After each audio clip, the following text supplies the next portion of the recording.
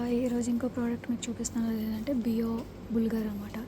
బుల్గర్ అంటే ఏం కాదు, ఇది మన గోధుమ నూక ఉంటుంది కదా అదే. సో ఇది మనకి లిడిల్లో దొరుకుతుంది, 1 euro 5 cents.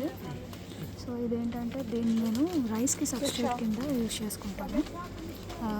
అంటే వీక్లీ 2 to 3 times నేను రైస్కి బదులు తింటాను. ఎందుకంటే దీంట్లో మనకి రైస్లో రోజు రైస్ తింటే షుగర్ లెవెల్స్ పెరుగుతాయి, గ్లూకోజ్ అది ఇది అని ఏదో చెప్తారు కదా. అవన్నీ కొంచెం మనం అవాయిడ్ చేసుకోవాలనుకుంటే ఇది మన రైస్కి సబ్స్టిట్యూట్ కింద అప్పుడప్పుడు తినొచ్చు, రోజు కాకపోయినా. జస్ట్ రైస్ వండుకున్నట్టే వండేసుకోవచ్చు.